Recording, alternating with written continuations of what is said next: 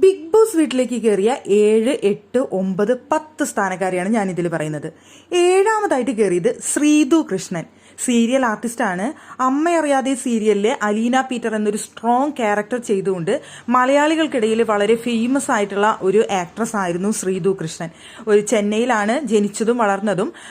തമിഴ് കലർന്ന ഒരു മലയാളമാണ് പറയുന്നത്. എന്തായാലും അവിടെ അടിയും വഴക്കൊക്കെ ഉണ്ടാകുന്ന സമയത്ത് സംസാരിച്ച് ജയിക്കാനായിട്ട് ശ്രീതു കൃഷ്ണനെ ഈ മലയാളം അത്ര ഫ്ലുവൻ്റ് അല്ലാത്തത് കൊണ്ട് ഇത്തിരി പ്രശ്നമുണ്ടാകാനുള്ള ചാൻസ് ഉണ്ട്.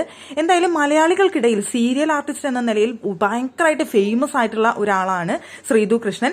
ആ ഒരു സീരിയലിൽ നിന്ന് ബിഗ് ബോസിലേക്ക് എത്തുന്ന സമയത്ത് മലയാളികളുടെ മനസ്സിലേക്ക് എത്രത്തോളം കയറി പറ്റാൻ കഴിയും എന്നുള്ളതാണ് ശ്രീതു കൃഷ്ണനെ നേരിടുന്ന വെല്ലുവിളി എന്ന് പറയുന്നത്.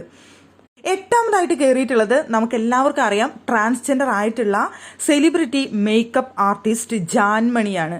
എന്തായാലും ഒരുപാട് പേർക്ക് ഈ പേര് കേട്ട് പരിചയം ഉണ്ടായിരിക്കാം. ഈ വ്യക്തിയെ നമുക്ക് നേരിട്ട് ബിഗ് ബോസിലൂടെ കണ്ട് എന്താണ് ട്രാൻസ്ജെൻഡർ എന്നുള്ളതിനെ കുറിച്ച് നമുക്ക് ഒരുപാട് ഇഷ്ടം തോന്നിയ ഒരു ട്രാൻസ്ജെൻഡർ ഉണ്ടായിരുന്നു നാദിറ കഴിഞ്ഞ സീസണിൽ. അതുപോലെ തന്നെ പ്രേക്ഷകരുടെ ഇഷ്ടം കൈപ്പറ്റാൻ സാധിക്കുമോ ഈ വ്യക്തിക്കും എന്ന് നമ്മൾ കണ്ട് ഇരിക്കേണ്ട കാര്യം തന്നെയാണ്. എന്തായാലും 8ാം സ്ഥാനത്ത് കയറിയിരിക്കുന്നത് ജാൻമണി ദാസ് ആണ്. 9ാം സ്ഥാനത്ത് വന്നിരിക്കുന്നത് രതീഷ് കുമാർ, തൃശ്ശൂർക്കാരനാണ്. സത്യം പറഞ്ഞു കഴിഞ്ഞാൽ ആള് ഏത് വിഭാഗത്തിലാണ് ബിഗ് ബോസിനുള്ളിലേക്ക് വന്നത് എന്ന് സത്യത്തിൽ എനിക്ക് മനസ്സിലായില്ല. വല്ലവർക്കും മനസ്സിലായെങ്കിൽ ഒന്ന് കമന്റ് ചെയ്യേണ്ട കാര്യമാണ്. രതീഷ് കുമാർ ഫ്രം തൃശ്ശൂർ എന്നാണ് പറഞ്ഞത്. എന്തായാലും നിങ്ങൾക്ക് എല്ലാവർക്കും പെട്ടെന്ന് പറഞ്ഞാൽ മനസ്സിലാവുന്ന ഒരു കാര്യമുണ്ട്. പ്രൊമോയിൽ വന്ന് വെറുപ്പിച്ച വ്യക്തി. ഒരു പാട്ടൊക്കെ പാടിയിട്ട് ഒരു പ്രൊമോ ഇട്ടിരുന്നു ഏഷ്യനെറ്റ്. ആ പ്രൊമോ കണ്ട സമയത്ത് ഒരുപാട് പേര് ചോദിച്ചിരുന്നു ഏഷ്യനെറ്റിനോട്, എന്തിനാണ് ഇങ്ങനെ ഒരു പ്രൊമോ തന്നെന്ന് അങ്ങനെ പ്രേക്ഷകരെ വെറുപ്പിക്കുന്നത് ബിഗ് ബോസേ എന്ന് നമ്മൾ എല്ലാവരും ചോദിച്ചിരുന്നു.